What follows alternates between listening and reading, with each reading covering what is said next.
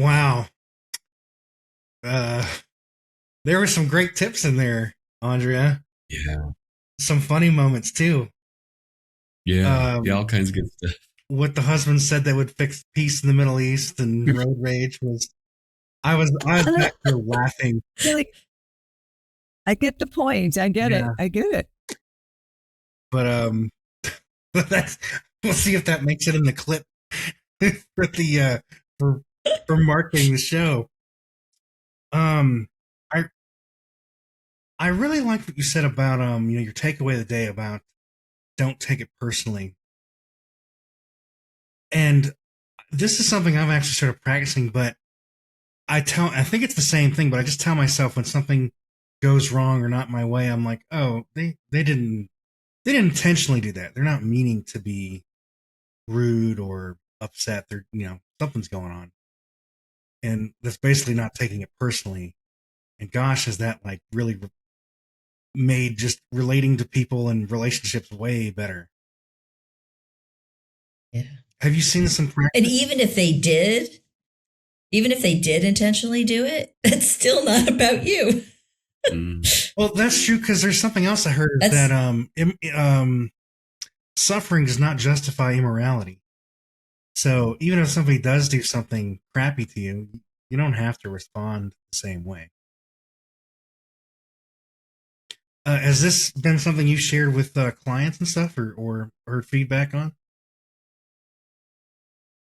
yeah. I mean, I think that's part of, what I bring to all of my work. And I say to them, like, look, I am really open to hearing your feedback. If I've missed you, if I've hurt you somehow, I really like, I actually facilitate and solicit that kind of information coming back from them for the key modeling reason. A, I want to know so that we can begin to shift whatever happened. But B, to model for them that it's okay to give somebody feedback, and this is how somebody can take it, and really be curious about it and really practice utilizing that feedback and putting it into practice in a way that improves the relationship.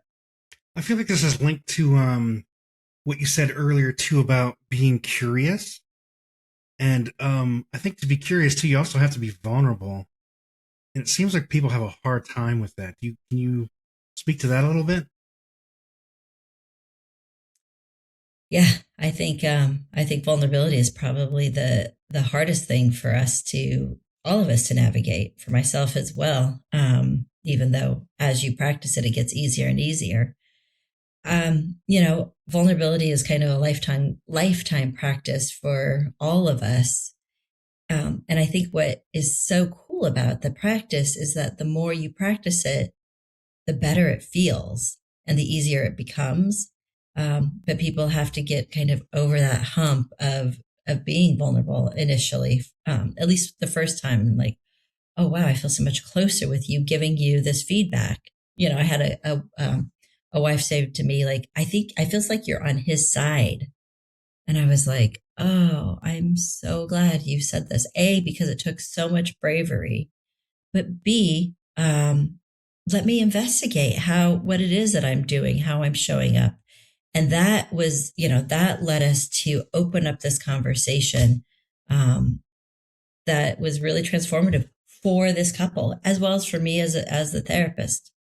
There's so much learning always. Well, yeah, you had mentioned too, not being defensive. Even though I know, I liked how you said like you should learn to be defensive. Like sometimes you do have to defend some things, but like your response there wasn't defensive. You just went the open route and said, okay, where does this lead to? And that seemed like it caused a lot more healing and um, fixing things. And it's not necessarily that I want people to learn how to be defensive. I don't think people have a problem having learned that because it's like their natural way of keeping themselves safe, that fight, flight, or freeze automatic response. I just don't want people to feel bad about themselves when they are defensive while they're learning these skills of being vulnerable and open and curious. Yeah, that makes sense.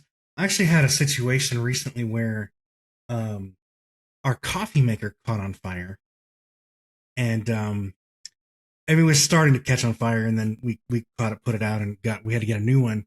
And everything in our kitchen is like stainless steel. And my wife ordered a new coffee maker. I was like, yeah, get whatever you want. And she got this one by some famous actress's uh, brand, but it was like a tan color, which is a color I love. But I was like, oh, why did you get a tan one? She's like, oh, I hate when you always ask this. You always, you don't let me decorate. And I'm like, oh my gosh, like, for a second there, I was going to start being like, what are you talking about? I'll let you do everything. But I just thought, oh my gosh, I don't mean that. I'm sorry. That's not what I want to do. And oh my, that just like totally smoothed over the whole, put the fire out, the second coffee maker fire before it even started, which was really nice. But man, did it take a lot for me to just stop myself. Like you had mentioned earlier, like pause. You talked about um, pausing. I took that note, Mm-hmm. right? You did say pausing, right? Yeah, Yeah. it's in Yeah. bookmark. Yeah, when you bookmark, you're pausing the conversation. Yeah. And just learning to just pause was like, now I'm trying to do it all the time because it's such a pressure relief valve. And And if you think about how quickly we're all moving with our phones, right? We can text immediately. We're all moving so much faster than ever before. And so that pause is so counterintuitive. We want to fire back. We want to just, and so that practice of like, when I need to pause physically, or I do this, I cross my fingers. If Chris and I are out and I'll say, hey, let's bookmark this. And I've already crossed my fingers. But if I can't respond right away, I'll just cross my fingers and be like, this is my pause. This is my own personal bookmark that I'm doing for myself. And it's really powerful. Wow, that's really cool. Like you have a physical thing that you do just to remember.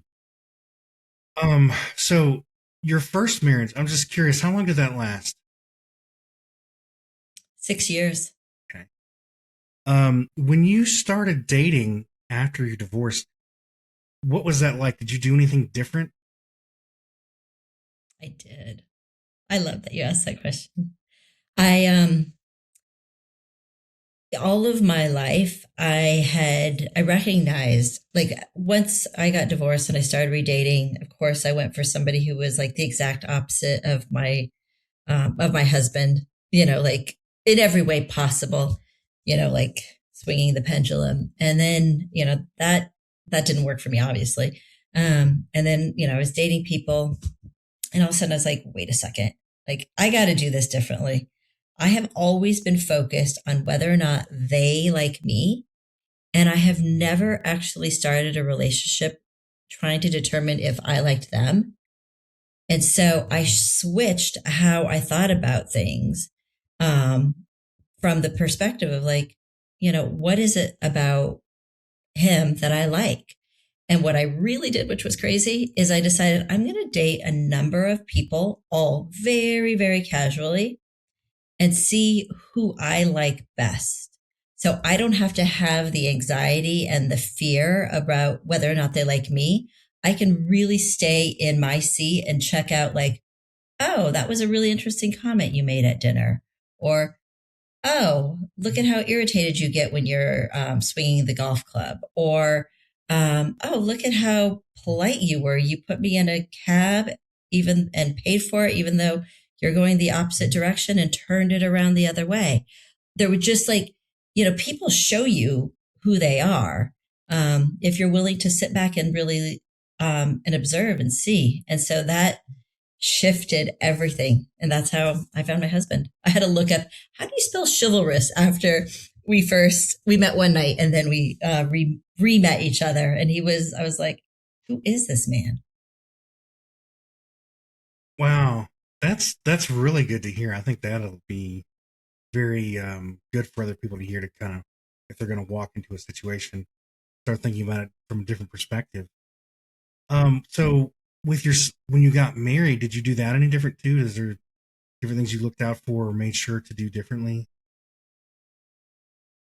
Yes, we did a kind of a premarital course together, which was different than the RCIA class I did with my first husband through with our priest. And actually, it was a very RCIA light kind of premarital kind of counseling. We just went out to dinner with our priest a number of times and had conversations, but we didn't really have those, how are you going to deal with money? How are you going to deal with kids? How are you going to deal with time? How are you going to deal with sex? How are you going to deal with conflict? We didn't have any of those conversations going into it. We had lovely conversations, but not those. And so with Chris, he had been engaged previously and called it off. And his parents are divorced and my parents are divorced and I was divorced. I was like, we're walking in with a whole ton of baggage. Let's do it differently. And I was a therapist at that point too. So I had a lot more skills, but we did this, it was called Marriage Prep 101. And it was such a great class. Especially because I don't think couples understand how impactful bringing children into the marriage is going to be in terms of a stressor. It's one of the biggest joys imaginable, and it is absolutely the biggest stressor I think a couple kind of navigates until maybe later in life. But we did that, and then we decided, like, let's do some couples therapy right from the get-go, and that was helpful.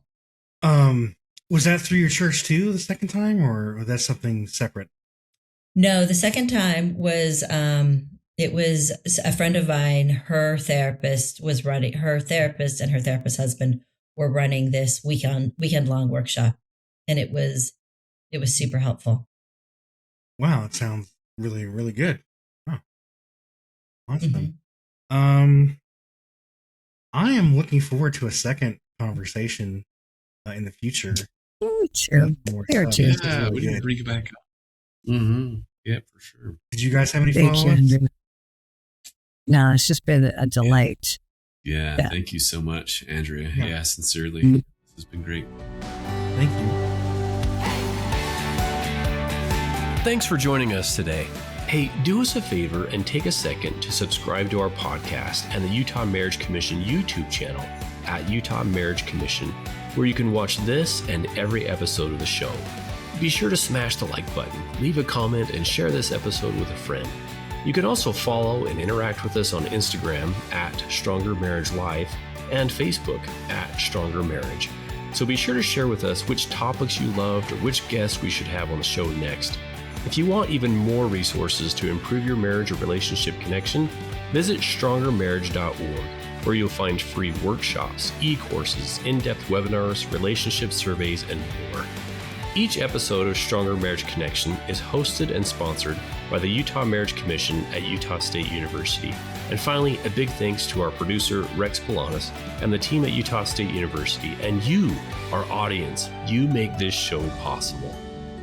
The opinions, findings, conclusions, and recommendations expressed in this podcast do not necessarily reflect the views of the Utah Marriage Commission.